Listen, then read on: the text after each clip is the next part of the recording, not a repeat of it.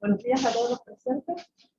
Muchas gracias por asistir a este ciclo de charlas organizado por la Facultad de Arquitectura, Urbanismo y Geografía de la Universidad de Concepción en el marco del proyecto Anillo 21-00080, FONTESIC 12-014-29, con el apoyo del Departamento de Geografía, el Programa de Doctorado de Estudios Territoriales del Sur Global y el Magíster en Análisis Geográfico.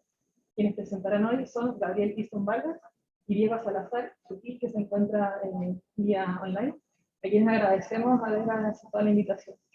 Gabriel es geólogo, máster en Ciencias Mención Geología en la Universidad de Chile y doctor en Oceanografía en la Universidad de Burdeos.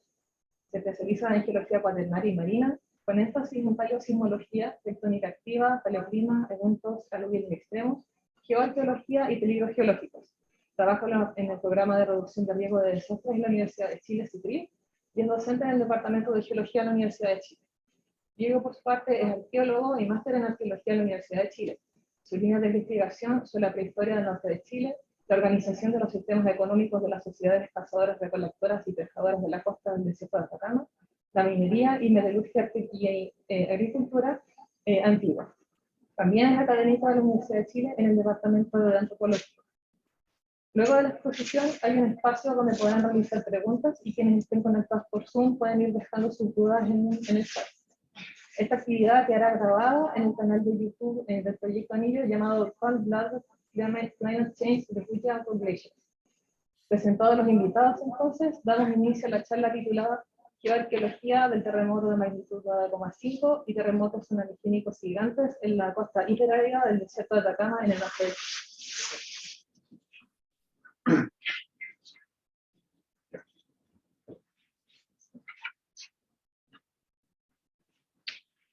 Bueno, buenos días, colegas, buenos días a quienes están presentes y también a quienes están conectados en forma virtual. Quisiera primero agradecer la invitación que me hicieron del programa de posgrado de la Facultad de Arquitectura, Urbanismo y Geografía. Es para mí en realidad un agrado estar acá junto con el profesor Diego Salazar, arqueólogo de la Facultad de Ciencias Sociales, el Departamento de Antropología, quien está presente ahí conectado online también y quien va a participar también en esta charla. Entonces ya conversado y con el permiso de quienes están presentes, me voy a sacar la mascarilla para facilitar la exposición y vamos a comenzar entonces.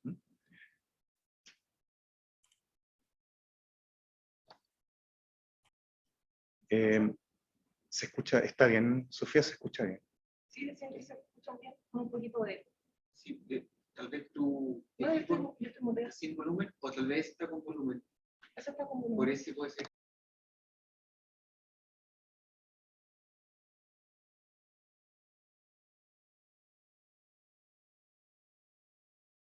Voy a...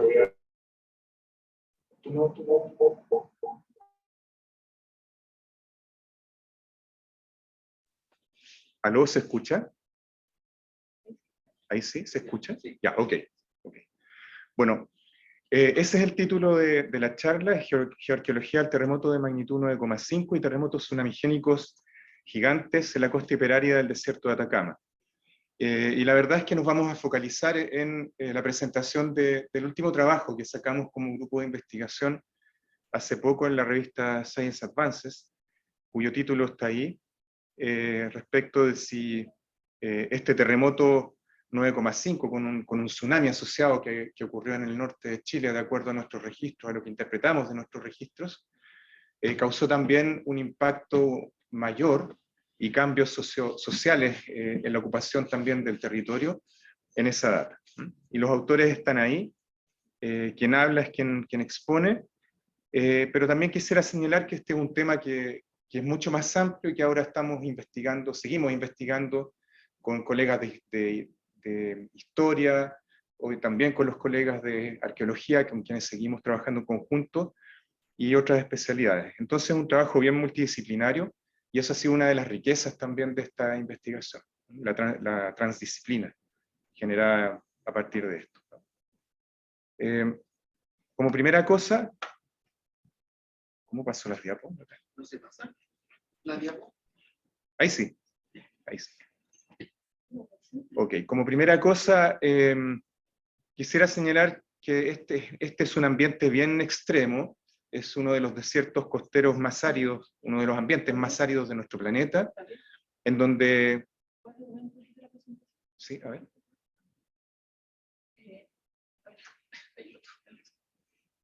¿No pusiste la proyección de la pantalla? Ah, está. Permiso.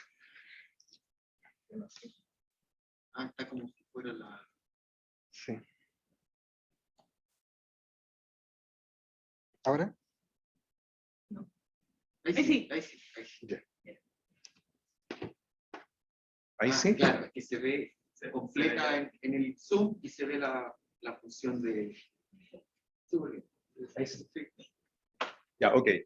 Bueno, este es un ambiente hiperárido, un ambiente extremo, uno de los desiertos más áridos de nuestro planeta, probablemente el más árido, y ahí las precipitaciones, los gráficos de precipitaciones a lo largo de la costa, desde la zona semiárida en La Serena hasta la costa hiperárida en Antofagasta, Iquique, dan cuenta de ello, ¿no? Tenemos precipitaciones que en promedio son 0 o 4 milímetros al año, y que solamente cada cierto tiempo, cuando ocurren lluvias usualmente torrenciales asociadas a ciertas anomalías oceanoclimáticas del Niño, usualmente podemos tener precipitaciones en esa zona.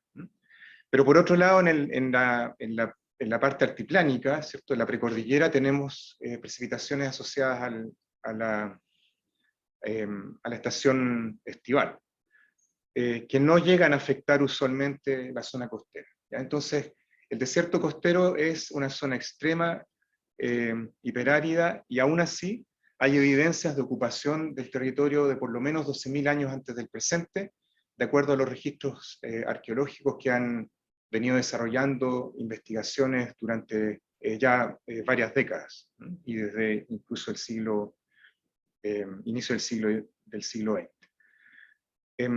Una de las pocas fuentes de humedad es la Camanchaca, como se muestra ahí, y es una de las razones por las cuales a los habitantes que encontraron los primeros exploradores europeos, y también desde Chile y Perú en esa época, les llamaron los camanchangos, a los quienes habitaban esos territorios. Y bueno, la neblina costera se denomina efectivamente Camanchaca. Y ahí es una de las pocas fuentes de humedad que es permanente en este ambiente bien extremo. Por otro lado, el sistema de la corriente de Humboldt, que baña las costas del desierto hiperárido, y en realidad de todo Chile prácticamente, es uno de los ambientes más productivos, de los ambientes oceánicos más productivos de nuestro planeta, y es por ello también asociado a las surgencias costeras, que adicionalmente fertilizan la superficie del océano, que tenemos en las costas, así como es hiperárido, con muy pocas fuentes de agua disponibles. Tenemos por otro lado una riqueza enorme que hace en el fondo factible el vivir en este territorio extremo a las comunidades desde esos por lo menos 12.000 años antes del presente, desde cuando han sido reportados los primeros hallazgos arqueológicos.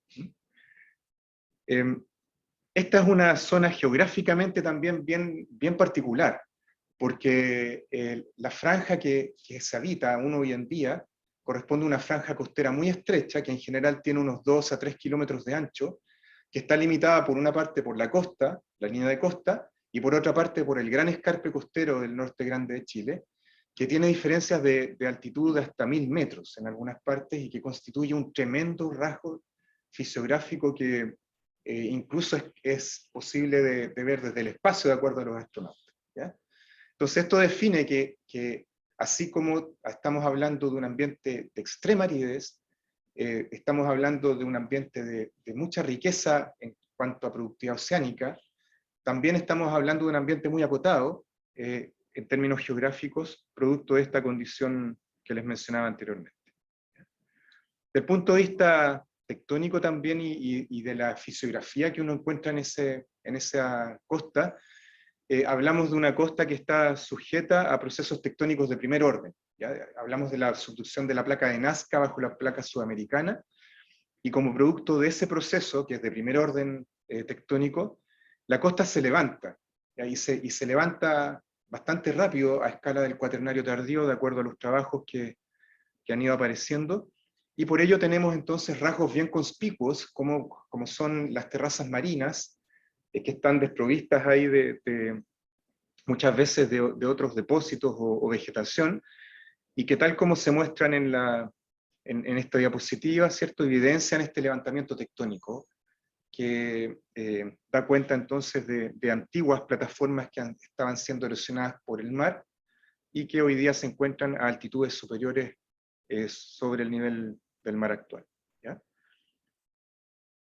Encontrar depósitos de tsunami en estos ambientes es una tarea bien compleja, y esta diapositiva la muestro porque, aprovecho de mostrarla porque es uno de los últimos trabajos que hemos publicado de un sitio que encontramos en Tongoy, luego del terremoto de Illapel del año 2015, que afectó toda la zona entre Tongoy, entre Coquimbo y hasta Los Vilos, fuertemente, y que produjo este tsunami que impactó fuertemente las costas de la región, de la cuarta región sobre todo, que son costas de un ambiente semiárido, en donde todavía podemos encontrar registros tal cual como lo han venido mostrando, por ejemplo, los trabajos de Marco Cisternas en el sur, en donde asociado a ambientes de estuarios y ambientes también de humedales, tenemos unos registros bien bonitos en donde capas de arena de tsunami se intercalan entre fangos orgánicos producto de la sedimentación de los estuarios y en los humedales, ¿ya? Y eso es posible porque por una parte tenemos acomodación, en geología esto se llama así, acomodación en el fondo la posibilidad de espacio. Por otra parte tenemos procesos que aportan sedimentos luego de un tsunami, es decir, un tsunami puede traer arena desde el mar, ¿cierto? Pero si no hay algo que la fosilice después, ese depósito se va a ir, va a ser erosionado, ¿sí?, ya sea por el viento o por otros procesos. Entonces no solamente es necesario que tengamos un espacio, la acomodación, sino también es necesario que otros procesos vengan a sepultar, a sedimentar encima de los depósitos de tsunami que han sido generados por un proceso, por un tsunami, ¿ya? Entonces esos productos es posible más bien en ambientes estuarinos, en ambientes de humedales, en donde clásicamente han sido reportados estos depósitos de tsunami, tal cual en Meullín, como los trabajos que mencionaba de Marco Cisternas, Brian Atwater y colaboradores, o en Cascadia también, pero en ambientes semiáridos como estos, o hiperáridos más aún, es extremadamente difícil encontrar este tipo de sedimentos, porque por una parte, estos depósitos, porque por una parte hablamos de una costa que se levanta, y por otra parte hablamos de un ambiente extremo en donde prácticamente la sedimentación después de un tsunami es nula, ¿sí?, o prácticamente, ¿ya? Entonces, es una tarea bien difícil encontrar registros paleosismológicos o de paleotsunami en un ambiente tan árido como este. Este lo muestro porque es un tipo de registro más bien de los clásicos, en donde tenemos niveles de arena con características especiales, por ejemplo, características texturales, de composición del sedimento, y también algunos indicadores biológicos, por ejemplo, foraminíferos, que son característicos del mar, de ambiente bentónico marino, y que los encontramos ahí, y que entonces necesitamos que un proceso catastrófico tipo tsunami pueda explicar esa presencia de esos depósitos con esas características intercalados entre fangos orgánicos propios de un ambiente estuarino o de humedal, ¿ya? Entonces, ¿qué es lo que estamos presentando? Un ambiente que es extremadamente difícil para la exploración de este tipo de registros paleosismológicos o paleotsunamis, y por otro lado, también un ambiente que está sujeto a estos procesos de primer orden tectónicos, en donde ahí lo que se muestra en esta diapositiva, ¿cierto? A la izquierda, por una parte, es un bloque diagrama, en donde aquí tenemos la costa del norte grande de nuestro país, acá está la región ya altiplánica, y vemos cómo la placa de Nazca subducta bajo la placa sudamericana, y en ese proceso entonces, que no ocurre en forma constante, porque ambas placas están trabadas, ¿cierto? Y como están trabadas, se acumula mucha energía en el contacto interplaca, y cada cierto tiempo esa energía es liberada en forma de grandes terremotos, ¿ya? A veces se ha planteado, ¿cierto?, que la ocurrencia de terremotos de magnitud, por ejemplo, 8, es suficiente para liberar la energía, y por lo tanto, cuando tenemos muchos terremotos de magnitud 8 frente a una región, podemos pensar que terremotos mayores, por ejemplo, de magnitudes 9 o 9,5, no debiesen ocurrir, porque ya han ocurrido terremotos de magnitud 8, pero en realidad el proceso es muy complejo, y lo que hemos venido entendiendo en la geología de terremotos, en la sismología sobre todo, es que la ocurrencia de un terremoto de magnitud 8, de muchos terremotos de magnitud 8, no necesariamente implican que se puede descartar la ocurrencia de terremotos mayores como de magnitud 9 o 9,5. Y esa es una de las grandes preguntas que nos hemos hecho en el norte de Chile, es, bueno, ¿cuáles son los grandes terremotos que podemos esperar? ¿Podemos esperar terremotos de magnitud 9,5 tal cual como ocurrió en Valdivia en el año 1960? Esa es la pregunta de investigación que nos hicimos en un momento con Diego y con todos los colegas de geología, de arqueología y de otras áreas que hemos investigado y que seguimos investigando en esta región. Y bueno, ese es el tema en particular, ya de esta charla. En específico, los últimos grandes terremotos tsunamigénicos en el norte de nuestro país han ocurrido en los años 1868, sobre todo en el sur de Perú, que impactaron fuertemente a Arica, el tsunami que se generó en ese momento, el terremoto de 1877, que abarcó buena parte del norte grande de nuestro país, por lo menos entre Iquique y Mejillones. Hay una discusión ahí de qué tan grande fue, no voy a entrar en demasiado detalle por ahora, pero sí hay evidencias bien fuertes, bien conspicuas del tsunami que se generó y que devastó muchas localidades en ese momento, en 1877. Y en 1922, el terremoto de Atacama, que este año se cumplen 100 años del terremoto de Atacama, el próximo 10 de noviembre. Y bueno, es un terremoto también que generó un fuerte impacto en toda la región, ¿ya? Entonces, estamos hablando de terremotos de magnitud 8,5 en el caso de 1922, 1877 y 1868 se han estimado en magnitudes 8,8, aunque hay una discusión aún en curso en este punto. Entonces la pregunta justamente es, bueno, si ya ocurrieron estos terremotos, resulta que podemos esperar terremotos de similares magnitudes, esos son los tamaños máximos de los terremotos que podemos esperar, o podemos esperar terremotos de magnitud 9,5, como en Valdivia, con los tsunamis y las implicancias que podrían tener para la región. ¿Ya? Aquí hay una diapositiva que muestra algunos registros históricos del terremoto de Arica de 1868, impactó fuertemente a esa ciudad, Arica, y posteriormente el terremoto de 1877 que abarca una región de ruptura sísmica que se ubica en el norte grande de nuestro país, a diferencia del de 1868, en que la ruptura sísmica abarcó el sur de Perú y el tsunami igual impactó fuertemente a Arica. En este caso, el terremoto de 1877 abarcó el norte grande e impactó fuertemente el tsunami entonces a esas localidades en el norte grande, que en esa época era muy activa también, porque había muchísimas localidades, muchísimos puertos y caletas chicas, en donde se embarcaba salitre y se embarcaba sobre todo el guano. ¿Ya? Entonces, hay muchos registros históricos, y ese es un motivo en particular de parte de nuestro grupo de investigación de historia y arqueología también, que está enfocado en entender bien cuál fue el impacto de ese terremoto a partir de los registros históricos y arqueológicos históricos en la región. En especial hay algunas evidencias, unos registros que indican, por ejemplo, que el tsunami en 1877 habría alcanzado hasta 20 metros, 19 a 20 metros en Cobija, puesto que llegó hasta la iglesia de Cobija, y la iglesia se sitúa más o menos a esa altitud, de acuerdo a las mediciones que hemos realizado en terreno. ¿Ya? Entonces se trata de un evento mayor también que ocurrió en esa época.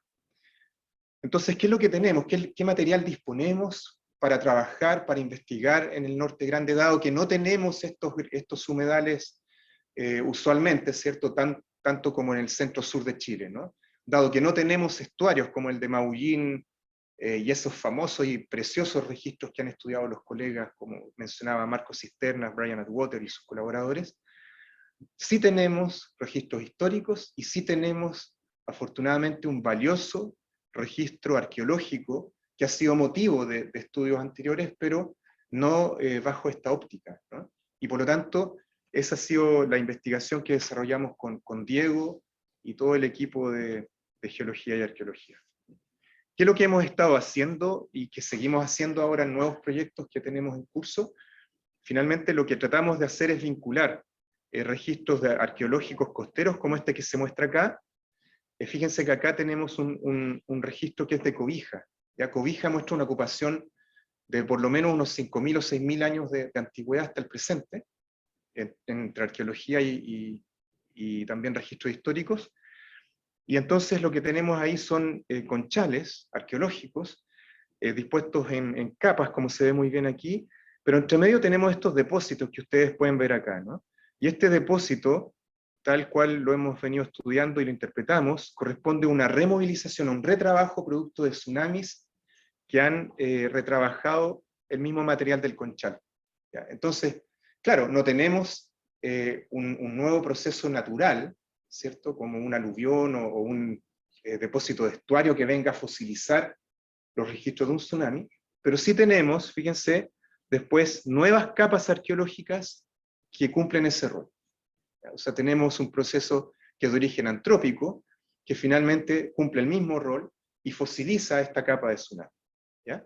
Y eso es lo que hemos venido estudiando y seguimos trabajando, obviamente. Y por otro lado, desde el punto de vista de la geología marina, hay un tremendo registro en el fondo marino a unos 100 metros, 200 metros de profundidad, dependiendo de los sitios que estemos hablando, en donde hemos venido estudiando capas aquí de sedimentos laminados, y entre medio de las cuales se intercalan depósitos que corresponden a removilizaciones, a deformaciones de estas capas, a slumps muchas veces, y que dan cuenta que se producen de acuerdo a la interpretación que estamos realizando, el producto del movimiento de los terremotos, o sea, es una evidencia directa de los terremotos.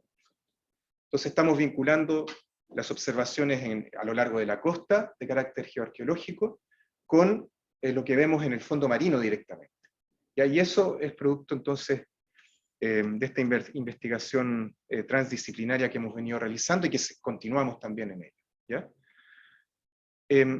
Vamos a entrar ahora en materia de esta charla, ya de este tema propiamente tal, del terremoto de 3.800 años que hemos propuesto, que ocurrió en esa fecha, que generó un gran tsunami que diezmó a la población prehistórica en esa época, y que produjo un cambio social enorme, de modo tal que, incluso como va a mostrar Diego más adelante, hacia el final de la presentación, implicó también que los asentamientos cambiaran de posición.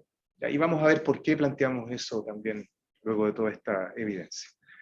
Antes de comenzar con esta parte, quisiera también rendir un homenaje a todos y todas las investigadores que, tanto desde el punto de vista arqueológico como geológico, han permitido que nosotros hoy día estemos proponiendo esta hipótesis, y que, como mencionaba, dan cuenta de investigaciones que se han realizado desde inicios del siglo XX en la región hasta los tiempos más recientes, y entre ellos, por ejemplo, los trabajos de Capdeville, arqueológicos, de Capdeville, de otros arqueólogos también que han venido trabajando en la zona, hasta los trabajos más recientes del colega Diego Salazar, y por el otro lado los trabajos geológicos de Luc Orlib, también de otro francés, un geomorfólogo muy importante que colaboró en este estudio, Jean-Louis Guendon, que ahora ambos ya partieron, no están presentes, pero también así Victoria Castro, del área de arqueología, son colegas de tremendo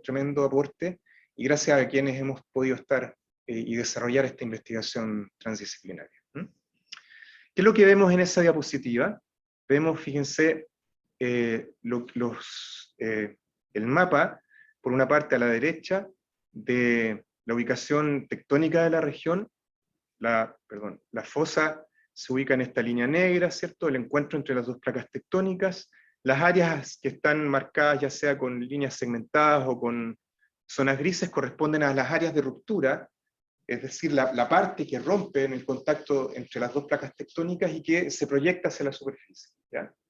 Porque nunca es un punto, un terremoto nunca es un solo punto, sino que es un área de ruptura la que ocurre y la que genera el sismo propiamente tal.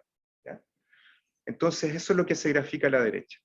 Al medio, son estudios más recientes de geodesia que muestran en negro dónde está más acoplada, es decir, más trabadas las dos placas tectónicas, y en el fondo donde podemos esperar grandes rupturas hoy día. ¿Ya?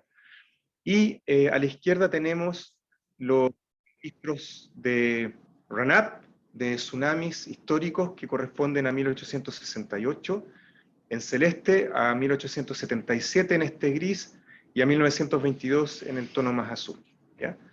Y más a la izquierda tenemos los sitios que estudiamos para este trabajo en específico, desde 1 a 12, que corresponden ya sea sitios en donde vimos levantamiento del terreno, ¿ya? O sea, depósitos litorales levantados, o a sitios en donde vimos grietas, o también donde vimos también depósitos de tsunami, ¿ya? Y son todos los que aparecen ahí, los que nos dan cuenta a lo largo de una vasta región, de un evento que tuvo una magnitud muy importante para abarcar una región tan relevante como esa. Vamos a revisar los sitios de a uno, estos de más al norte hacia más al sur. Este es el sitio de Pabellón de Pica, un sitio muy hermoso, que muestra geológicamente también. Tenemos aquí, fíjense, en la base tenemos depósitos litorales, y encima depósitos que hemos interpretado como de origen tsunamigénico. ¿Y por qué? Porque fíjense que tenemos clastos aquí de grava y de conchas que están imbricados, es decir, que están orientados de modo tal que indican un flujo no hacia el continente, sino hacia el mar. Y por lo tanto los interpretamos también como un producto de la resaca de grandes tsunamis, ¿ya? Entonces los depósitos inferiores, estos de acá, corresponderían a bermas de playa, ¿ya? Y los depósitos superiores tenemos por una parte el ingreso y por otra parte la salida, el backwash, de la resaca de grandes tsunamis, y que hemos fechado en torno a, siempre vamos a estar hablando de fechas en torno a los 3.500, 4.000, con una data cercana a los 3.800 más o menos, un rango de error que vamos a ver más adelante también, ¿ya? Y encima, bueno, un depósito de aluvión que sella afortunadamente todo este registro, porque tal cual hemos venido conversando, ¿no? Es importante por una parte que haya espacio para que se produzca y se place el registro, y por otra parte que haya algo que se lo fosilice, porque si no, la chance de que el registro sea erosionado es muy importante, ¿ya? Entonces aquí afortunadamente tenemos un aluvión que se emplazó encima y que fosilizó ese registro litoral, ¿ya? Después, bueno, ahí hay una foto, fíjense, de mayor detalle, que muestra lo mismo que ya veíamos recién. Este es un depósito que interpretamos como de origen tsunamigénico. Esto queda en Paquica, un poco más al sur de Pabellón de Pica. Pabellón de Pica queda al sur de Iquique, ¿ya? Paquica queda un poco al norte de Tocopilla, ¿ya? Y esto, fíjense, tenemos aquí, bueno, aquí se ve el emplazamiento. Este es una especie de quebrada, ¿verdad? Aquí está la costa, el mar, y aquí tenemos un sitio arqueológico que está ubicado en esta parte, y otro sitio, y este registro que está ubicado acá, donde estoy mostrando la flecha. Y esta es una foto del registro, y fíjense que, de nuevo, tenemos un registro arqueológico con edades de 5.000 años, y encima, fíjense, emplazado en esta forma, acuñándose, encajado se llama en geología, ¿cierto? Un depósito que interpretamos como tsunamigénico, que retrabaja material arqueológico de este sitio, que está justo acá abajo, ¿ya? Y que se ubica a alturas de 14 metros sobre el nivel del mar, con fechas como las que aparecen ahí, que son parecidas al depósito arqueológico, al registro arqueológico que se encuentra abajo, porque lo está retrabajando. Entonces, obviamente, el evento es posterior a eso, ¿ya? Aquí tenemos otro tipo de registro que es muy bonito en la península de Mejillones, un registro en el cual hicimos aquí trincheras. Esta es una trinchera de varios metros de profundidad, y fíjense que entre medio de estos depósitos aluviales tenemos unas capas de arena gris que muestran que son evidencia de depósitos de tsunami también, ¿ya? Y que, bueno, aquí se ubican más cerca del nivel del mar, y por lo tanto seguimos trabajando en la demostración de su origen, como capas de tsunami, pero el contenido composicional, ¿cierto? La composición de estos sedimentos y también la textura, con base erosiva siempre, y material que viene del litoral, dan cuenta también de su origen. Esto es ya más al sur. Esto es un sitio que queda al sur de Taltal, el sitio Los Bronces, y fíjense que en este sitio también era muy difícil encontrar algo, y afortunadamente, luego de una trinchera que realizamos, encontramos un registro que está publicado en el paper de León y colaboradores acá, y fíjense que tenemos capas de litorales, de origen litoral acá abajo, con estos bolones bien redondeados, con conchas, etcétera, de origen marino.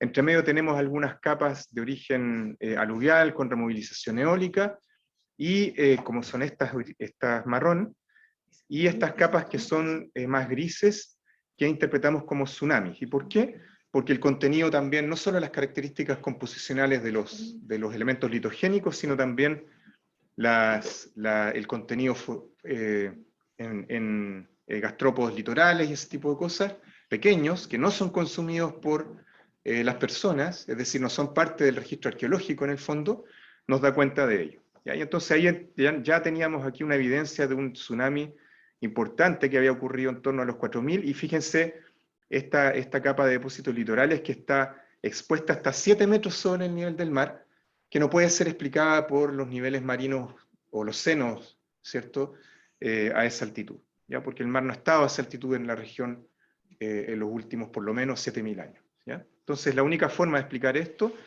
es, dada la ubicación de la trinchera, que es bastante alejada de la costa, es por la impronta, el emplazamiento de un depósito de tsunami en el fondo. Tenemos aquí otro sitio, que es el sitio de Hornos de Cal, en donde vemos depósitos litorales levantados también hasta 6-7 metros con una edad parecida, en torno a los 4000 años, 3800, 4000 años, de acuerdo a las edades.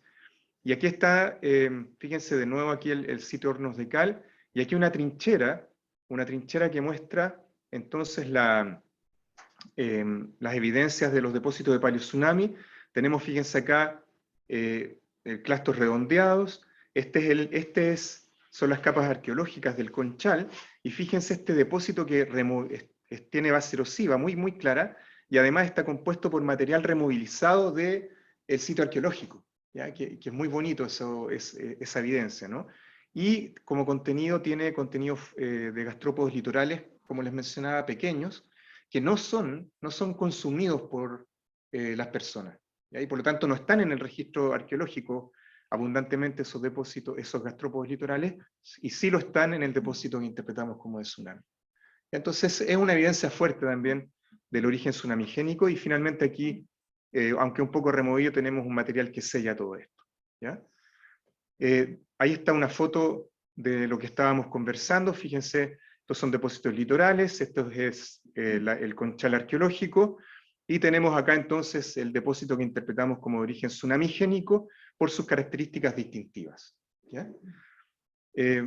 Aquí hay otro sitio, que es el sitio de Playa San Pedro, que también tenemos, fíjense, este paleoacantilado, claramente un acantilado de origen marino, que hoy día no está activo, puesto que la línea de costa se encuentra acá, ¿ya? Y en cambio tenemos este paleoacantilado marino, y en la base de este paleoacantilado marino hicimos una pequeña trinchera, y nos encontramos de nuevo con depósitos litorales que fechamos en una edad similar, en torno a los 3800, 4000 años, ¿ya? Eso es un poco más al sur también de Taltal.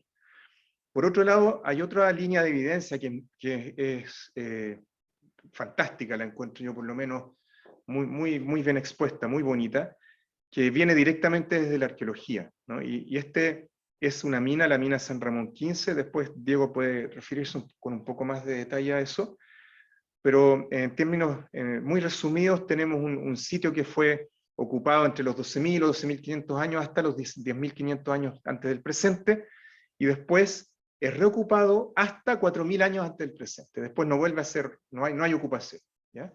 ¿Y cuál es la evidencia que encontramos? Fíjense, este es un sitio que queda bien, bien arriba, un sitio arqueológico. Esta es una de la mina más antigua de América, ¿no? Junto con otra que descubrieron hace poco en Centroamérica. Esta es las evidencias de minería más antiguas de América, ¿ya? Y probablemente una de las más antiguas también de su época en todo el mundo, ¿no? Pero por lo menos en las Américas es una de las dos más antiguas que hay, ¿ya? Y fíjense que afecta fundamentalmente esta mina en un óxido de hierro, asociado a esta beta acá, y que probablemente lo explotaban con motivos de uso de estos óxidos para hacer pinturas rupestres o incluso ceremonial u otros que han interpretado los arqueólogos al respecto, ¿ya? Entonces, ¿cuál es la evidencia? Fíjense que esta mina está afectada por una grieta, que es la que aparece acá, ¿ya? Y esta grieta está sellada por una capa, acá arriba, aquí apenas se ve, pero está sellada por una capa, ¿ya? Y si uno lo representa esquemáticamente, fíjense, acá está la grieta, ¿cierto? Acá está la grieta que afecta a la mina, afecta a los depósitos arqueológicos también, obviamente afecta a la roca, fíjense acá está la roca afectada por la grieta, y aquí tenemos una capa que sella esa grieta. Y bueno, las edades son muy consistentes, fíjense en torno a los 3.800 y 3.900 para la capa que sella la grieta, ¿ya? Entonces también evidencias que interpretamos como un terremoto en este caso, ¿ya? Otro sitio muy importante es el sitio de Zapatero, y ahí probablemente es uno de los sitios más importantes de la costa del Norte Grande. Tiene la gran ventaja, y esto me lo ha explicado Diego en su momento y los colegas de arqueología, que no se trata de un sitio que fue intensamente huaqueado, es decir, obliterado para la búsqueda de restos arqueológicos para la venta, que era una práctica de subsistencia, y en algunas partes lo sigue siendo lamentablemente, ¿ya? Pero fue una práctica muy intensiva durante el siglo XX, el saqueo en el fondo de los sitios arqueológicos para buscar puntas de flecha u otros restos que después eran vendidos en forma ahí en los mercados locales o internacionales incluso, ¿ya? Por suerte este sitio se encuentra muy prístino, y de esa manera entonces Diego y sus colegas lo han venido estudiando durante muchos años, y entonces también pudimos desarrollar una investigación en conjunto ahí respecto de este tema. ¿Y qué es lo que vemos? Bueno, este es un sitio cuya ubicación se muestra acá en la foto de abajo. ¿Ustedes ven el puntero láser ahora o no? Sí, se ven los dos lados. Ya. Y fíjense que aquí está el sitio arqueológico, cerca de metros sobre el nivel del mar. Hay dunas que se encuentran aquí a los pies del sitio arqueológico, paleodunas, en realidad no están activas esas dunas, y quebradas que erosionan posteriormente un poco el sitio arqueológico, ¿ya? Pero posterior, no son coetáneas al sitio. Y bueno, ¿qué es lo que hemos visto como conjunto de observaciones? Si ustedes focalizan en esta imagen de acá, este es un esquema, de aquí hacia acá está la costa hacia la izquierda de la imagen. Entonces aquí hay un esquema, este es el sitio arqueológico, el Conchal, ¿verdad? Y tenemos aquí, fíjense, en la base aquí, depósitos litorales que hemos fechado en torno a los 3.800 años también, por decirlo en forma resumida, y encima de un depósito distintivo que interpretamos como de tsunami, ¿ya? Esta es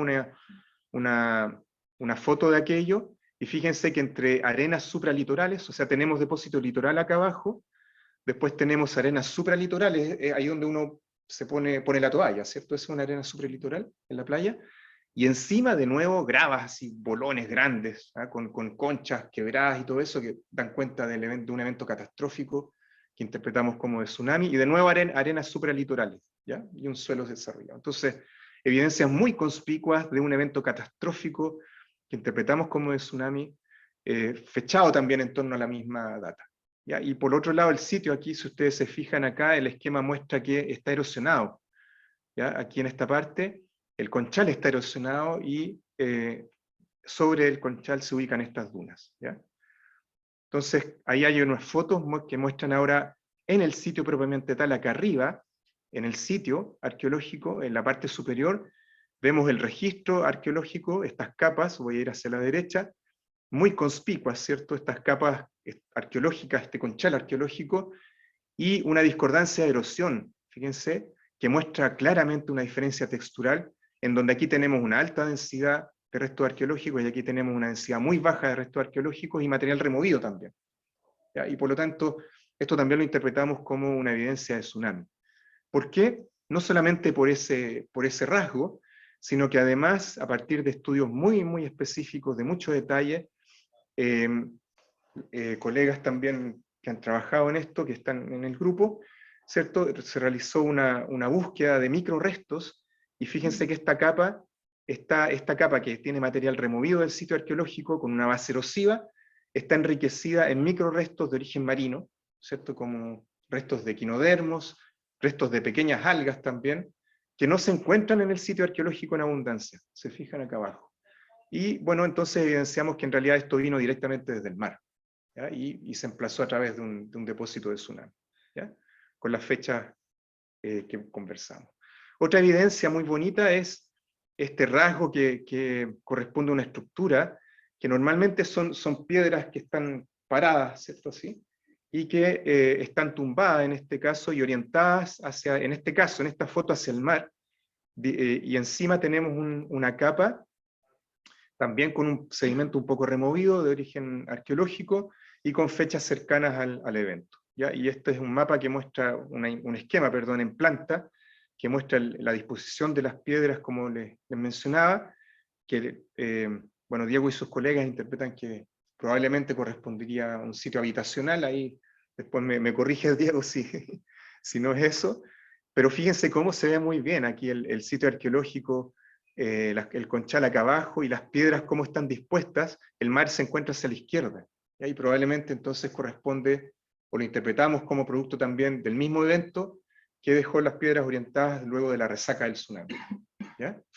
Y fíjense la fecha que tenemos justo encima, que es más o menos parecida a lo que hemos venido viendo. Entonces, ¿cuál es la historia que interpretamos para Zapatero?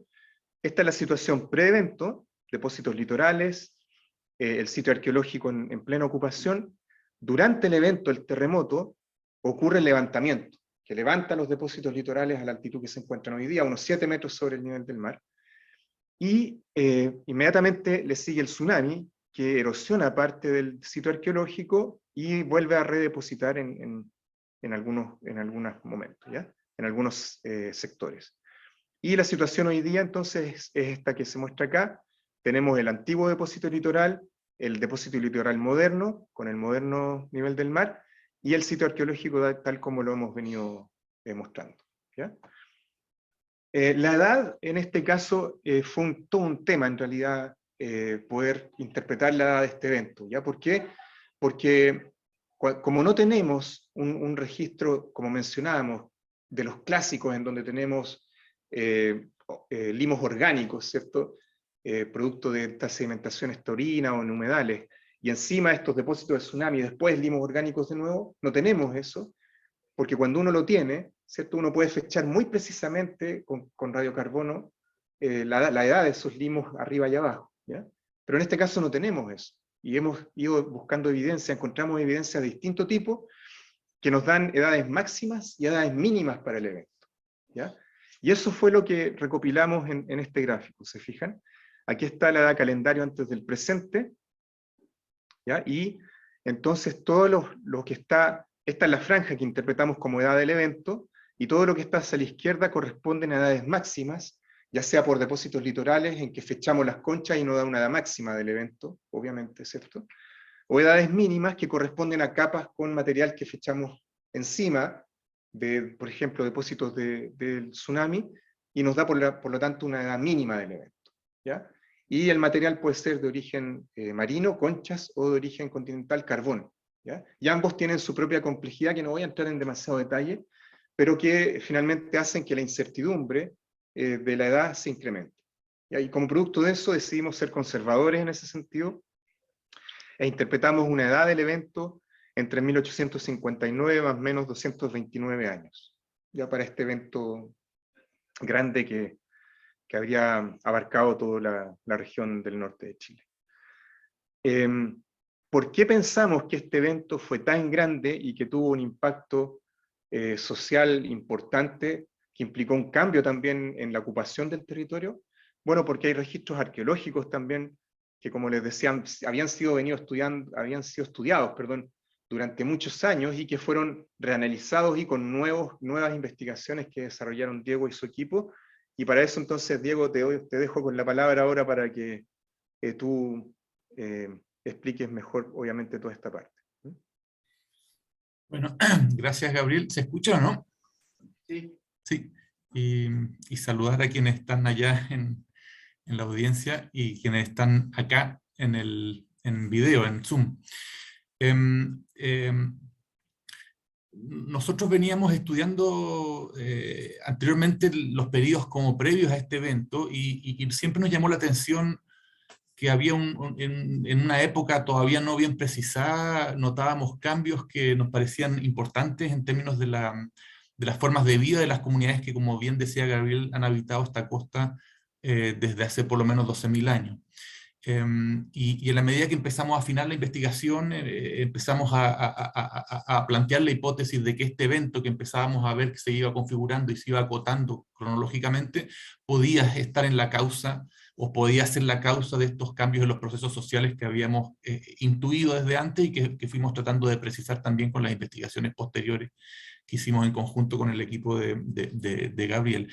Entonces lo que ustedes ven en la derecha son una serie de indicadores o proxy que podríamos considerar arqueológicos, provenientes de los registros arqueológicos, que dan cuenta de este cambio que les menciono. Si ustedes se fijan abajo, en el eje horizontal inferior, vemos las fechas calibradas, es decir, las edades calibradas, de 6.000 aproximadamente hacia 1.000 aparecen en este gráfico. En azul o en celeste vemos el rango cronológico, la línea vertical, no sé si ven mi puntero, mi flecha, no se ve. No sé si yo podré, o quizás tú la puedes mostrar, Gabriel, la línea, digamos, la franja vertical celeste que corresponde a la cronología que Gabriel señaló, hemos interpretado, se asocia a la ocurrencia del evento, este 3.800 más o menos.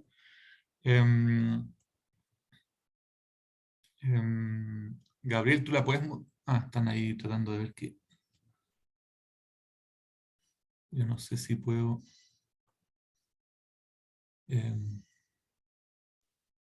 Sí, Diego, ahora parece que sí. Eso, ahí sí, esa franja vertical corresponde al rango cronológico que Gabriel mencionó, al cual asociamos la ocurrencia del evento en base a todos los registros que ya vimos. Y los distintos, digamos, rectángulos que presentan distintos tipos de datos que muestran qué es lo que sucedió antes y después de este evento. Entonces, en el rectángulo inferior, lo que vemos es una probabilidad sumada de fechados radiocarbónicos de sitios arqueológicos de toda la costa, es decir, todos los sitios que se conocen a nivel de la costa arreica entre Iquique y el litoral de Taltal aproximadamente. Si se hace un análisis estadístico, una probabilidad sumada de estas edades, uno observa que en el fondo el principal momento en el cual se ve un decrecimiento de esta probabilidad sumada de edades radiocarbónicas se da justamente con posterioridad a este rango cronológico, a esta banda celeste que hemos observado. En muchas partes del mundo se usa las probabilidades sumadas de edades radiocarbónicas cuando cumplen ciertos criterios estadísticos como un proxy que podría indicar, o un proxy de procesos demográficos. Y por lo tanto la disminución de la señal humana a través de este proxy podría ser un primer indicio de un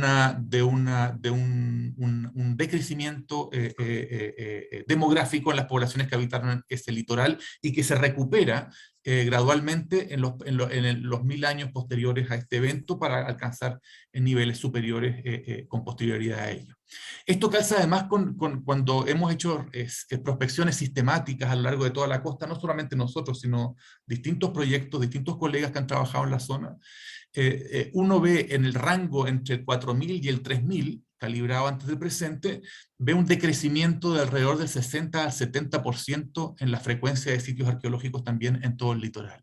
Es decir, entonces tenemos un decrecimiento en edades radiocarbónicas de probabilidades sumadas, un decrecimiento significativo en la cantidad de sitios arqueológicos, vemos la desaparición completa de cementerios en este periodo. Si bien hay cerca de 30 cementerios conocidos en el periodo inmediatamente anterior, y más de 40 o a 50 cementerios conocidos en el periodo después de los 2500 años, pero en el rango entre los 4000 y los 2500 o 3000 no hay ningún cementerio conocido en toda la región, solamente uno que otro hallazgo de entierros aislados.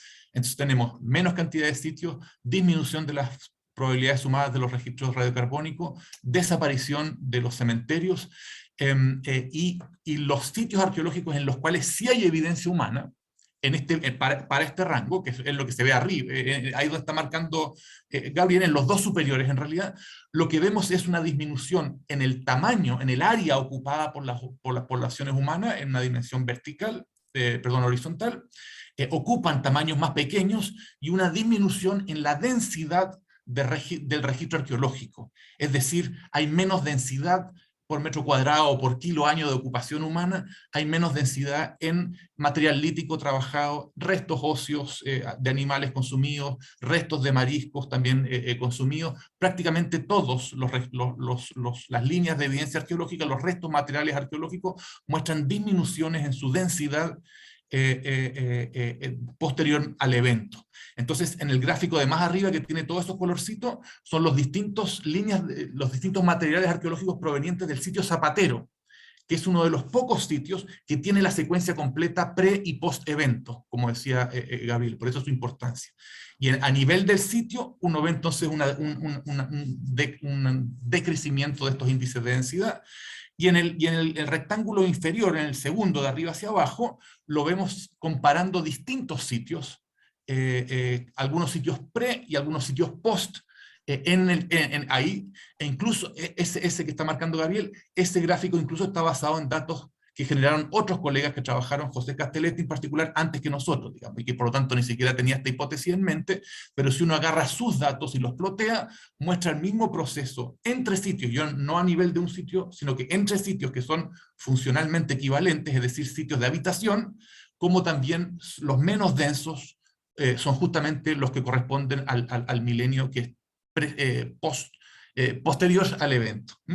Entonces, si uno, dicho ya más en simple, digamos, lo que estamos observando a nivel de todos estos indicadores es en el fondo una menor cantidad de sitios arqueológicos, una disminución en el tamaño de ocupación de las personas dentro de los sitios arqueológicos y una menor densidad de desechos generados por esas ocupaciones.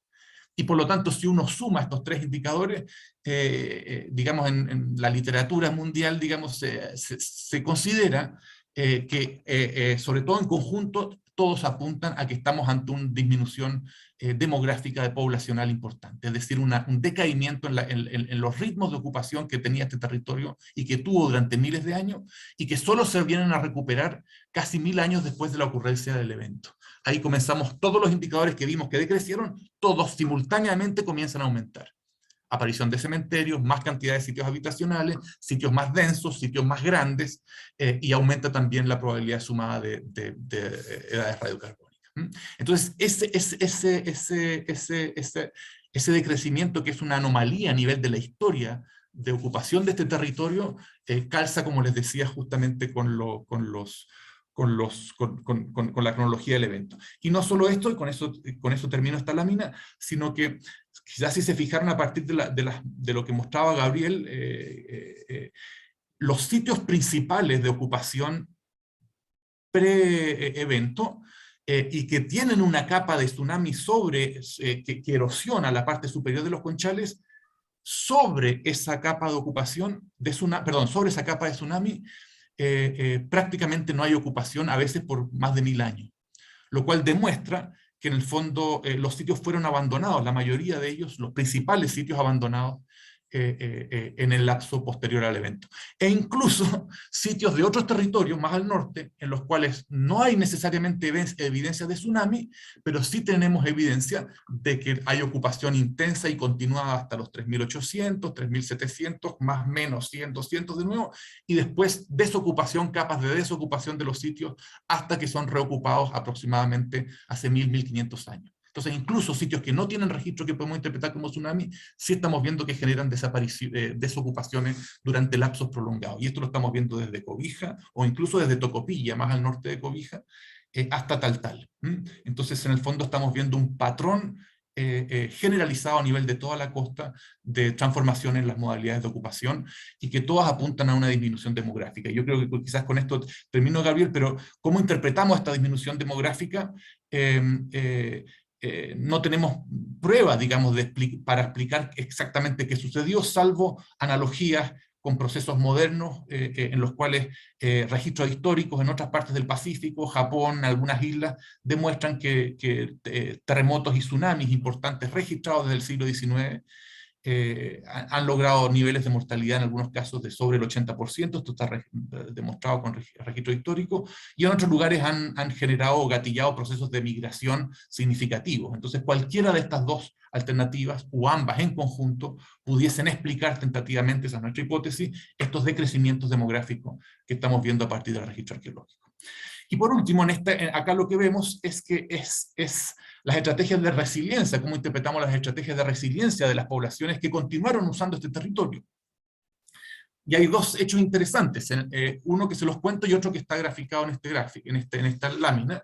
El que les cuento es que un colega, el mismo colega José Castelletti, que había trabajado antes que nosotros en la zona de Taltal, bueno, continúa trabajando, digamos, empezó antes que nosotros, más bien dicho, él ya había planteado que para el periodo posterior al evento, él no tenía nociones del evento obviamente, pero un periodo que se llama formativo, un abandono de los sitios residenciales y una aparición de sitios de residencia más pegados al pie del acantilado costero, es decir, a mayor distancia del mar y a mayor altitud. Eso ya lo había notado él, lo había registrado, eso está señalado en sus investigaciones antes que nosotros llegáramos. Nosotros lo que hicimos después fue hacer un estudio de altitud y distancia respecto del mar de los cementerios anteriores y posteriores al evento. Y eso es lo que ustedes ven graficados ahí a la derecha. En celeste, en los polígonos, digamos, azul, están las altitudes y distancias respecto del mar actual, de la línea costera actual, de los cementerios posteriores al evento, de los llamados periodos formativos, de los que son del 2500 en adelante. Y lo que ven en rojo o rosado son las altitudes y distancias respecto del mar de los cementerios anteriores al evento. Perdón, al revés, claramente al revés. Entonces lo que vemos es que los cementerios anteriores al evento están ubicados todos a baja altitud y a más cerca, a menor distancia respecto a la costa. Y cuando después desaparecen los cementerios, como ya les dije, y cuando reaparecen casi 1000 años después, los cementerios siempre están ubicados, o casi siempre están ubicados, a distancias sobre los 20 metros sobre el nivel del mar, y a mayores distancias respecto a la costa, coincidente estos 20 metros con el límite máximo del run-up de los tsunamis que hemos inferido a partir de los registros geológicos, también por lo demás. Entonces, esto lo interpretamos como estrategias de resiliencia que se han visto en otras partes del mundo también. Las personas mueven su asentamiento más lejos de la costa, del área de inundación, digamos, del área de riesgo, y sobre todo sus ancestros, sus antepasados, sus muertos, sus difuntos, los desplazan también y los ubican en lugares más alejados aún respecto de la línea costera en áreas de mayor protección. Y ahora sí que con esto termino y te doy la pasada, Gabriel. Uno de los temas que nos parece interesante, me imagino que Gabriel lo va a cerrar ahora, es que este proceso se observa con bastante claridad, este cambio y esta estrategia de resiliencia se observan con bastante claridad por casi 1000, 2000, quizás hasta 1000, 2000 y tantos años después del evento. Pero en un punto que es más o menos contemporáneo en casi toda la región, uno ve que los sitios abandonados después del evento son reocupados y que reaparecen cementerios a bajas altitudes, como indicando, tal como se ha visto también en otras partes del Pacífico, en otras investigaciones previas, que esta memoria respecto de los eventos y que es la que gatilla estrategias de resiliencia, es decir, una memoria histórica respecto de la posibilidad de reiterar estos eventos catastróficos y por lo tanto que gatilla estrategias de resiliencia, esta memoria tiende con el paso del tiempo a diluirse, difuminarse o modificarse y genera entonces que las poblaciones vuelven a ocupar lugares que en algún momento estuvieron conscientes que eran lugares de riesgo y por lo tanto fueron abandonados. Pero después de un tiempo vuelven a ellos y fueron, de hecho, como hemos investigado con Gabriel, cuando vuelven abajo van a ser posteriormente impactados por nuevos eventos de tsunami que estamos investigando actualmente y que ocurrieron del orden del 1200, 1400 después de Cristo. Entonces impactan a las poblaciones cuando vuelven a bajar. Pero eso es materia de otra historia y de otra charla futura. Así que eso, no sé si... Gracias, Diego. Entonces, bueno, ¿qué hacemos con todas estas evidencias? Tenemos evidencias de levantamiento de depósitos litorales, contemporáneas o con edades máximas, ¿cierto?, cercanas a los 3800, a lo largo de todos estos puntos donde hay flechas apuntando hacia arriba, ¿ya? Tenemos evidencias de depósitos de tsunami, donde hay números, en la mayor parte donde hay números, estos sitios donde hay números. Y tenemos también evidencias de esta grieta que afecta a la mina San Ramón. ¿Y qué hacemos? Bueno, también con esta evidencia de un gran cambio que se ve, como decía Diego, entonces entre Tocopilla por lo menos y Taltal fuertemente, que es toda esta área, o sea, un cambio que abarcó una buena parte de la región. ¿Ya? Entonces, bueno, lo que hemos propuesto es que estas evidencias serían consistentes, o la forma en cómo lo abordamos es, serían consistentes a través de el proceso de un terremoto que habría levantado estos depósitos litorales y que habría generado también este gran tsunami, ¿ya? Y fíjense que las líneas verdes representan un modelo que simula un terremoto de magnitud 9,2 ocurrido en la región, y por otro lado, la línea celeste es también un modelo que simula un terremoto, perdón, y un tsunami en realidad, son las alturas de radar del tsunami, las que están simuladas ahí, de magnitud 9,5 con el tsunami entonces en las líneas celestes y en el caso del verde, el tsunami asociado a un terremoto de magnitud 9,2. ¿Ya? Y bueno, lo que encontramos es que el modelo o los modelos en celeste, porque uno ahí puede variar si el terremoto rompe un poco más abajo o rompe todo el contacto entre las dos placas tectónicas, hay cuestiones más tectónicas, hay condiciones de borde en el fondo que uno puede imponer que son distintas, pero en relación al mismo tamaño terremoto, ¿ya? Y entonces las líneas celestes se condicen o logran reproducir las observaciones que tenemos de RANAP a lo largo de toda la región, y también logran reproducir las observaciones de levantamiento de depósitos litorales, ¿ya? Y no así las líneas verdes. Entonces por eso planteamos que más bien se trataría de un terremoto 9,5, y esto también lograría explicar el por qué tenemos un impacto tan importante a lo largo de una región tan vasta como esta en los sitios arqueológicos, evidenciado a partir de los sitios arqueológicos. Cosa que, como mencionaba Diego, claro, ha sido planteado en otros estudios en el Pacífico, pero por primera vez se plantea en una región tan vasta como esta.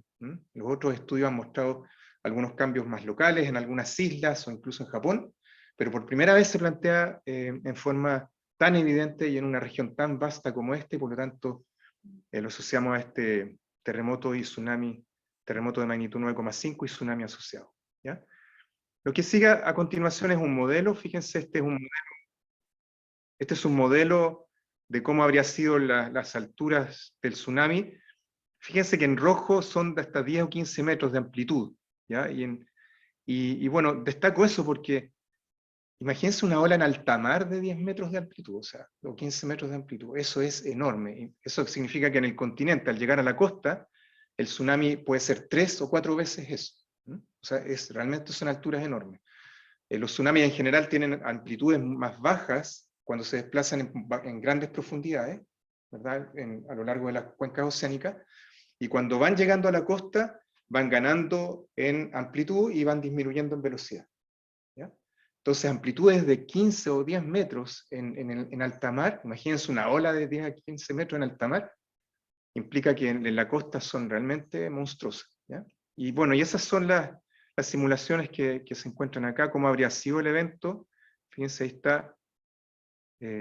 está simulado, cómo habría sido el evento que habría afectado no solamente a la costa del norte de nuestro país, también obviamente a las costas del Perú, también obviamente tuvo que haber afectado a las costas del centro y sur de Chile en alguna medida, y eso entonces abre líneas de investigación que son nuevas, que antes no estaban y que podrían ser investigadas también en el futuro. Y ahí está entonces el resultado del impacto del tsunami que habría tenido entonces en toda la región del norte y bueno, y en buena parte de esta región de la costa sudamericana. ¿Qué es lo que hemos hecho más recientemente? Este es un trabajo en curso liderado por James Goff, en donde James Goff, que es un geólogo británico que es especialista en tsunamis, lo que hace junto con una especialista en modelos también, compara cómo se habrían propagado las amplitudes de los tsunamis, de algunos tsunamis en la cuenca del Pacífico, ¿no? Los tsunamis transpacíficos, ¿ya? Y fíjense que aquí está cómo habría sido el tsunami de 1877, y comparado con el tsunami de 3.800 años que hemos propuesto nosotros. O sea, sí habría sido la amplitud del tsunami de 3.800, con una propagación fuertemente hacia el otro lado del Pacífico, afectando toda la cuenca del Pacífico. En el fondo, esto abre una línea de investigación completamente nueva, de búsqueda de evidencias de este gran tsunami que debió haber afectado a las poblaciones en el Pacífico completo. Y así también lo había encontrado por casualidad, no asociado a un evento, después lo asoció cuando vino acá y lo invitamos a colaborar a James. Justamente, claro, ahí empezaron a calzar algunas cosas.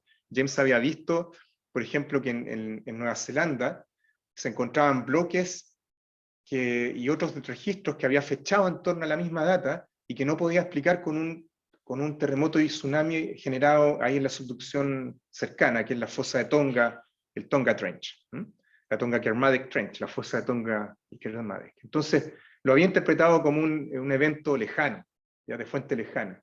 Y claro, cuando lo invitamos acá, las evidencias empezaron a ser consistentes con un evento más bien que venía desde el norte de Chile.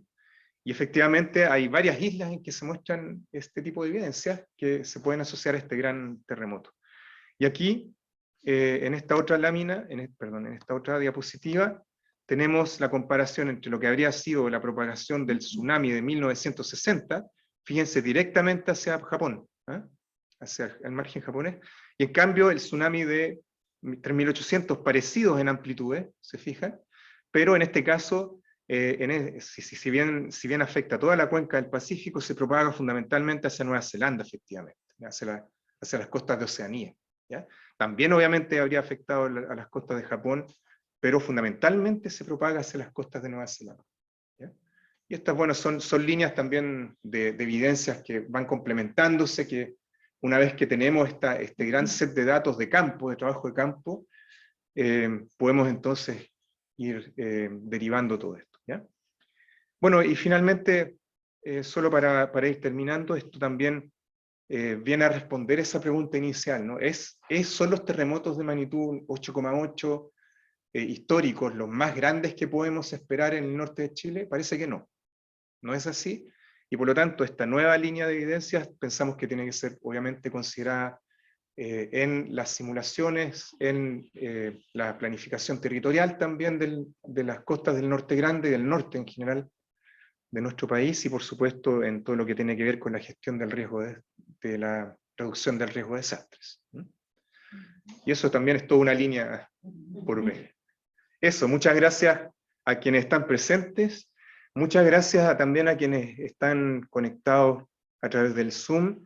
Por supuesto, a mi colega y gran amigo Diego Salazar, que sigue aquí presente. Vamos a estar disponibles para la presentación, o sea, para las preguntas que pudiesen haber. Muchas gracias.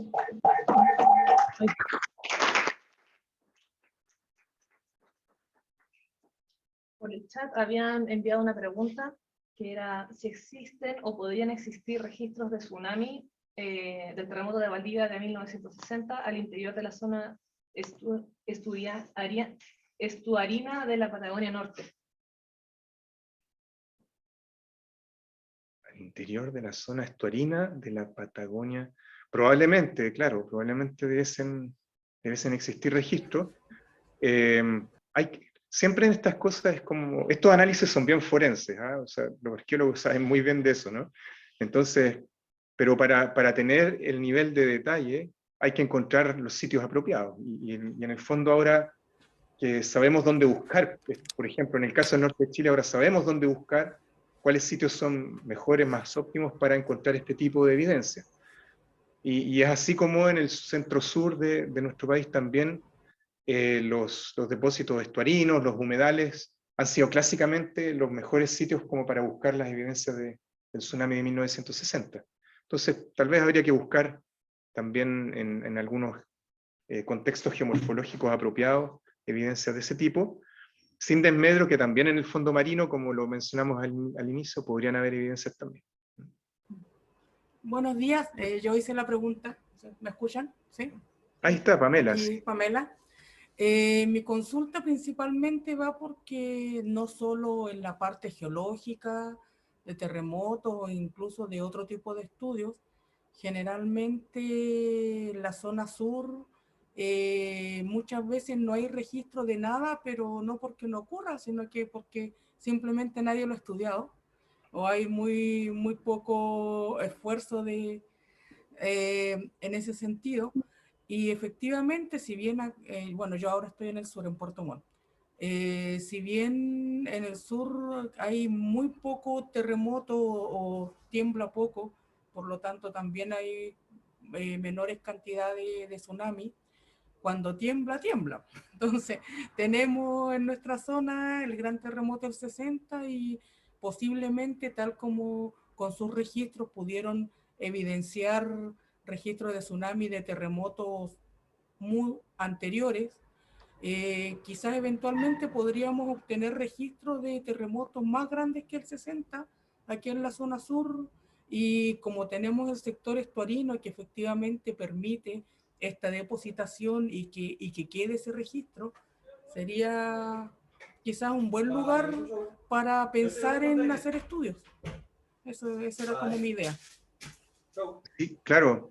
Gracias Pamela, efectivamente, mira, solo para complementar, en algunos registros que he tenido la oportunidad de ver, en colaboración con los colegas acá de Oceanografía de Concepción, y en particular en algunos registros, por ejemplo, que ha estado estudiando Lorena Rebolledo, me acuerdo, que es una colega oceanógrafa, hay algunas capas de arena con algunas señales isotópicas de plomo 210 que son consistentes con evidencia del terremoto de 1960, según si recuerdo bien. Entonces, efectivamente, en zonas tipo estuario, siempre buscando el contexto apropiado desde el punto de vista geomorfológico, podría darse que en el fondo marino, si sacamos sondajes, si sacamos testigos de fondo marino, pudiésemos ahí tener un registro rico también de esta materia, y ese es un gran desafío y una gran ventana también de investigación para quienes se encuentran o desarrollan investigación en la Patagonia. Súper interesante porque, bueno, yo que ahora estoy trabajando, como te digo, aquí en la Patagonia, la parte más oceanográfica, en este momento, anteriormente trabajaba así en la parte de terremotos y otras áreas. Aquí se hace bastante registro y estudio de sedimentos, pensando en el área más biológica, pero de repente en esos mismos proyectos o estudios que ya se saca una draga, ya se sacan sedimentos, de repente se podrían hacer estudios en conjunto aprovechando el mismo material y la misma expedición. Por supuesto que sí, tienes toda la razón, Pamela, y esa es la idea, ¿no? de avanzar en la ciencia transdisciplinaria que nos permita entender mejor las complejidades de las evoluciones del medio ambiente y de la naturaleza, ¿no? Así que totalmente de acuerdo. Muchas gracias, Pamela. Uy, yo tengo una pregunta. ¿O hay preguntas en el chat? Hay dos más, ¿sí? Ah, ya. ¿Después? Yo era Otra pregunta de Diego Molina. ¿Podría ser que dos eventos cascadas pudiesen explicar también las observaciones? Por ejemplo, un terremoto más al norte y otro más al sur, similar a los eventos registrados más al sur, tipo 1730 y luego 1751. Oye, esa es una muy buena observación y pregunta. Yo voy a iniciar la respuesta y después Diego le voy a pedir que complemente, ¿ya? Porque efectivamente también nos hicimos el mismo cuestionamiento, o sea, ¿estamos viendo un gran evento o estamos viendo dos eventos, como mencionaba, tipo cascada, así como 1868-1877? 1868 sur de Perú y 1877 norte de Chile, ¿verdad? Después, si vienen geólogas y arqueólogos, ¿cierto? En el futuro van a decir, oye, un mega evento que abarcó todo el sur de Perú y norte de Chile. Y no, claro, fueron dos eventos muy, muy conjuntos. Pero en realidad, ahí hay una evidencia que es bien, bien fundamental. Por una parte, para explicar los depósitos litorales, pensamos que necesitamos, y las alturas de RANAP, pensamos que necesitamos un gran evento. Todavía podría rebatirse porque, claro, si uno ajusta modelos, podríamos tener igual los mismos dos grandes eventos. Pero la evidencia arqueológica, por una parte, resulta fundamental, y por otro lado, la evidencia transoceánica, ¿ya? Como les mencionaba, el único evento que se observa hasta ahora en Nueva Zelanda, en la isla norte de Nueva Zelanda, es asociado a este gran evento que habría levantado bloques inmensos, ¿cierto? Los habría transportado desde la costa hacia tierra adentro, y no hay otro evento como que se pueda asociar más o menos en esa fecha. Entonces, necesitamos un gran tsunami para generar también, un gran tsunami local, para generar un gran impacto al otro lado del Pacífico. Y por eso mostraba las amplitudes. 1877 generó un tsunami al otro lado del Pacífico, con amplitudes de 3 metros en Japón, un poco más en Nueva Zelanda. ¿Ya? Estamos hablando de un gran evento que sea capaz de levantar bloques de toneladas, ¿cierto? Y transportarlas decenas de metros tierra adentro. Y eso uno requiere un gran tsunami. O sea, no es explicado por un tsunami tipo 1877. Entonces ahí hay una primera línea de evidencia, la transoceánica. ¿Ya? Y la otra línea de evidencia, bueno, Diego la puede exponer mucho mejor, tiene que ver con el registro arqueológico, que es bien único la anomalía que se observa en este momento. Diego, ¿puedes tú complementar? Sí, yo también consideraba que era una muy buena pregunta, y es un tema de que la interpretación o la propuesta que hacemos todavía admite, digamos, críticas, ajustes y búsqueda de seguir investigando, ¿no? Justamente por lo que dices tú, porque los rangos de las edades radiocarbónicas son tan amplios que es muy difícil poder en el fondo distinguir eventos muy cercanos en el tiempo. Entonces, como decía Gabriel, nos fuimos inclinando por la opción de un gran evento debido primero a la evidencia transoceánica, que es una evidencia importante, digamos, que es más difícil de hacer calzar con 2 eventos de magnitud 8.8, por ejemplo, y también la arqueológica, porque en el fondo a lo largo de la secuencia histórica hemos visto terremotos de magnitud que se infieren en torno a los 8 también, y que generan efectos bastante localizados o bastante menos significativos a nivel de las trayectorias históricas de las poblaciones locales. Muchos de ellos, incluso, bueno, algunos de ellos, digamos, que estamos en proceso de ir estudiando con más detalle, no generan ni siquiera abandonos de los sitios, digamos, no generan un impacto social significativo. A diferencia de en este caso, que como les decía, este es el único momento de toda la trayectoria histórica de más de 12.000 años de ocupación de este territorio, en los cuales en el fondo se ve una alteración significativa de estos modos de vida. Entonces, sumado a eso, más todas las evidencias geológicas que presentó Gabriel, más la evidencia transoceánica es la que nos hace inclinarnos por la idea de un gran evento. Pero naturalmente es un tema que todavía admite investigaciones futuras, ajustes y discusiones, sin ninguna duda.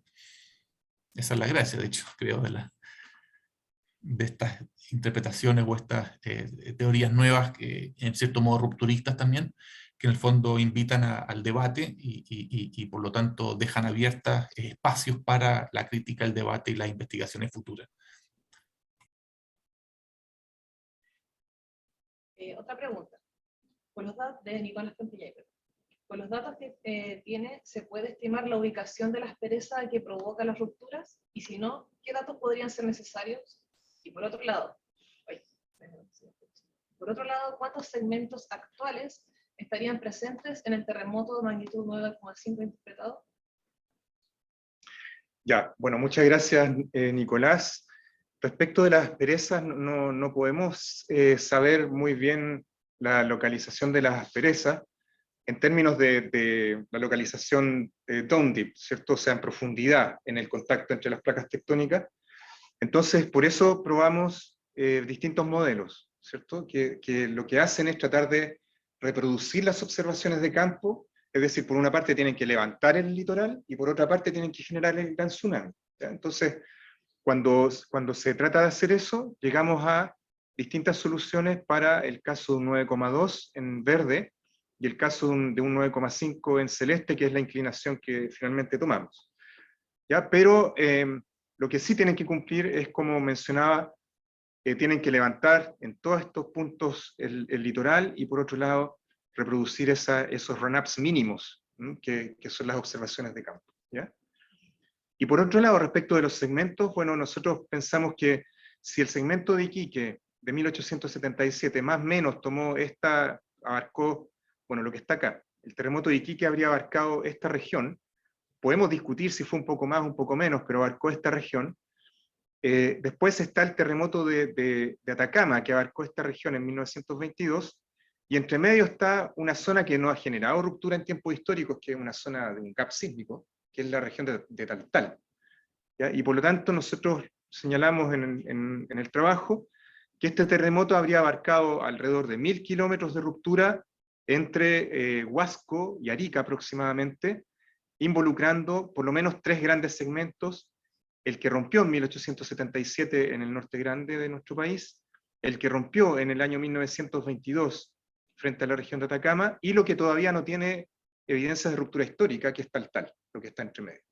¿Ya? Entonces son esos 3 grandes segmentos al menos, o sea, los que habría abarcado en realidad este terremoto de magnitud 9,5, y fíjense que la longitud es más o menos similar a la que se infiere para el terremoto de Valdivia, de también unos 1000 kilómetros de ruptura. ¿Ya? Eso. Una persona... ¿Puedo preguntar? Ya, vale. Sí, eso que me llamó la atención la interpretación arqueológica, digamos, un poco más catastrofista, ¿no? El evento detona muchas cosas arqueológicas, al menos en mi experiencia. Más fuerte. ¿Hablo más fuerte? Perdón. Hablo más fuerte. Bueno, mi pregunta va por el lado más climático, digamos. A veces uno ve particularmente estos estudios de resiliencia actual, donde eventos catastróficos lo que hacen es como fortalecer un evento continuo que ya está ocurriendo.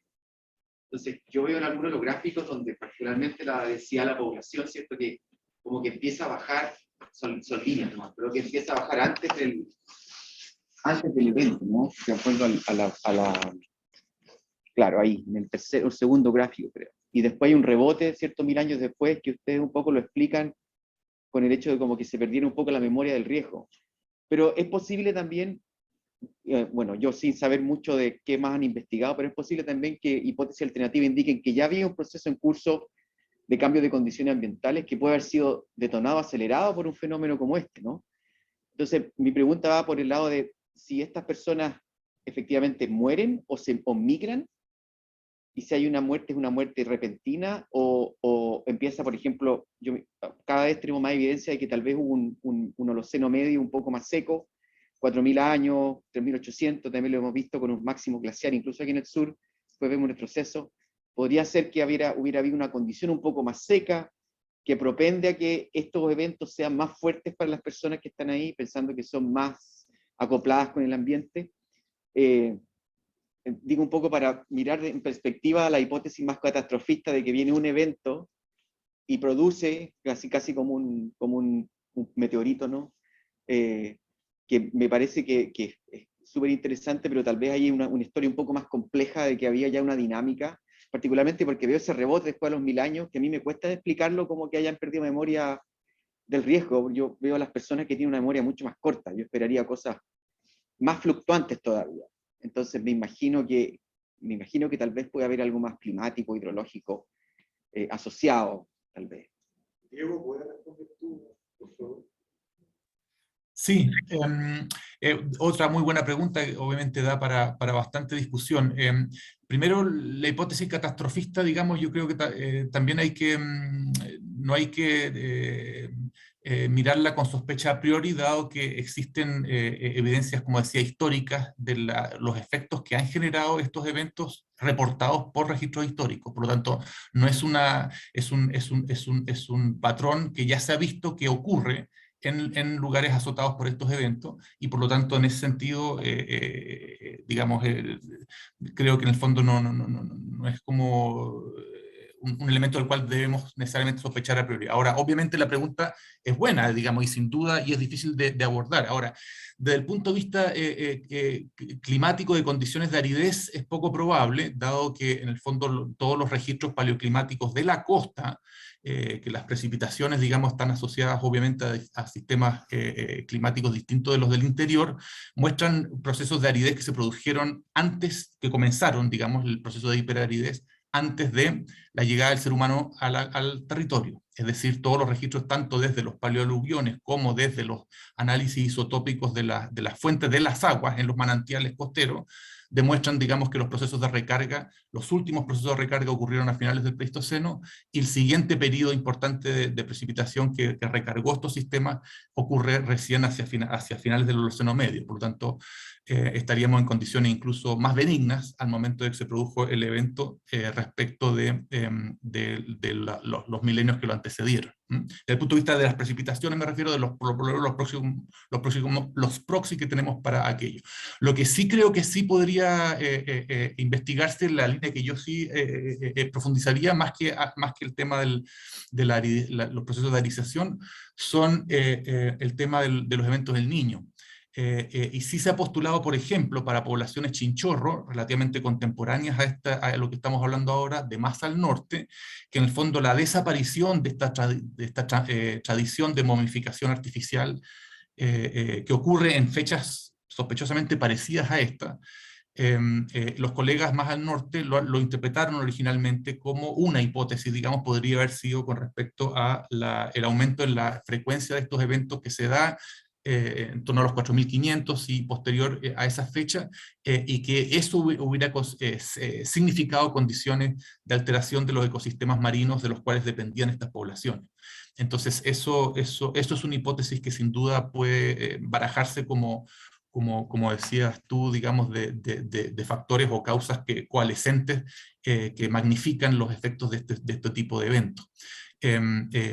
No obstante, también yo creo que tenemos que coincidir en que los eventos del Niño, por lo menos los que se han reconstruido en torno desde los finales del Holoceno medio a la fecha, se han sucedido en el tiempo, han sido frecuentes, se han reconstruido digamos, su ocurrencia a lo largo de todo el periodo, y sin embargo en ningún otro momento de la historia se ven procesos de abandono o transformaciones como las que se ven acá, sin prejuicio, como reitero, que los eventos del Niño se han seguido sucediendo hasta la actualidad, sin generar esos efectos. Entonces, podría ser una explicación también complementaria, pero a mí no me parece tan convincente con las evidencias que tenemos ahora.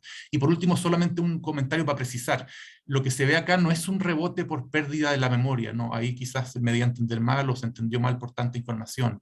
En el fondo, la pérdida de memoria me refería a que se ocurría incluso mucho posterior a esto, debido a que los sitios que fueron abandonados en torno a los 3.800 años, son recién reocupados de forma sistemática en torno casi a los 500 después de Cristo. Y los cementerios que se ubicaron, todos los cementerios que están marcados en este gráfico, de esta edad me refiero, se ubicaron sobre los 20-25 metros sobre el nivel del mar, vuelven a ponerse debajo, a 10 metros sobre el nivel actual del mar, de nuevo en torno a esas edades. Es decir, este gráfico no está reflejando la pérdida de la memoria histórica, estos gráficos lo que están reflejando es la recuperación de la señal demográfica, llamémoslo así. La pérdida de la memoria histórica se produce después de lo que muestran estos gráficos. Lo que nosotros interpretamos como una pérdida de la memoria histórica. Pero es una gran pregunta, un gran tema, y que naturalmente hay que seguir investigando. No, muchas gracias. Quedan dos preguntas, una de IRD. Dice, ¿sabes si existen estudios similares a los realizados por ustedes en Perú? Miriam, aprovecho de saludarte y enviarte un gran abrazo de través tuyo, obviamente, a todos los colegas en Perú. Efectivamente, hay estudios que han mostrado depósitos de paleotsunamis que han desarrollado, sobre todo, Spiske y colaboradores. También hay otros trabajos, pero ella ha trabajado fuertemente. Micaela Spiske, que es una geóloga alemana, encontrando evidencias de paleotsunamis en registros de tsunamis, en realidad en la costa de Perú. Pero esta evidencia respecto de este evento en particular, en torno a los 3.800 años, habría que buscarlo con esta nueva hipótesis, ¿no? de estos registros de los sitios que pudiesen tener. Entonces, respecto a esto en particular, de los 3.800, del evento de 3.800, por lo menos no han habido grandes registros reportados a partir de la costa del sur de Perú.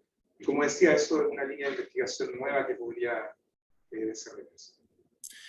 Solo, perdón, para complementar lo que dice Gabriel, hay estudios también de colegas arqueólogos o arqueólogas que que desarrollan líneas de trabajos parecidas, más vinculadas a lo que se llama la arqueosismología, y que han visto, por ejemplo, la ocurrencia de terremotos en la arquitectura, que en el caso del Perú es bien monumental desde hace 4.000 o 5.000 años atrás incluso.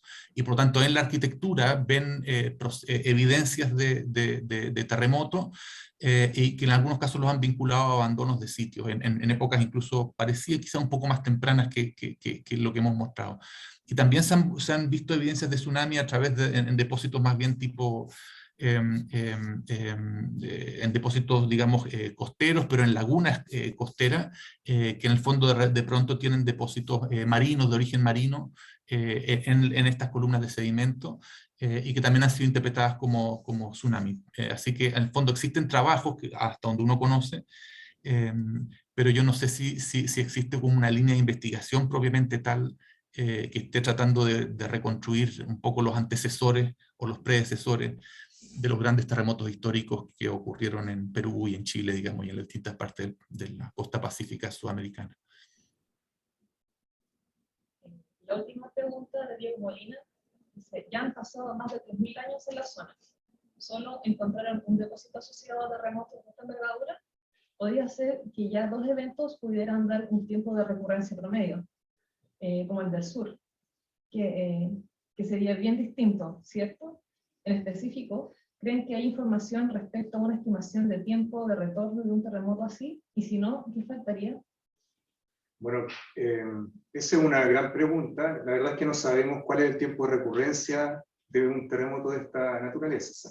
El orden de magnitud del tiempo de recurrencia debe ser del orden de miles de años, ¿no? Si uno aplica la ley de Gutenberg-Richter, pero la sola aplicación de la ley de Gutenberg-Richter, que es una ley, es una relación sismológica que de alguna manera vincula la frecuencia de terremotos de una cierta magnitud en función del tiempo, ¿ya? Entonces, ¿qué es lo que dice en el fondo? Por ejemplo, que terremotos de magnitud 8 en el margen de la subducción chilena ocurren cada 100 años más o menos frente a una misma región, ¿ya? Cada 100 años. Que terremotos de magnitud 9 o 9,5, por ejemplo, en el sur, debiesen ocurrir cada cientos de años, ¿ya? Pero el norte es otro contexto, si bien en el mismo margen de subducción, es otro contexto tectónico. Entonces podríamos estar hablando que ahí en ese contexto, dadas las condiciones más regionales, pudiésemos tener que terremotos de esta magnitud debiesen ocurrir cada ciertos miles de años. No sabemos cada cuántos miles de años porque no tenemos otras evidencias y por lo tanto hay que buscarlas. Eso es parte también de la línea de investigación a desarrollar. Ya no hay más preguntas. No sé si alguno de invitados quieren hacer alguna pregunta. Entonces, vamos por cerrar esta charla. Muchas gracias a ti, Gabriel, y a Diego por haber participado. Y eso.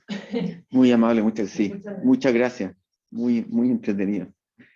Un aplauso. Muchas gracias nuevamente.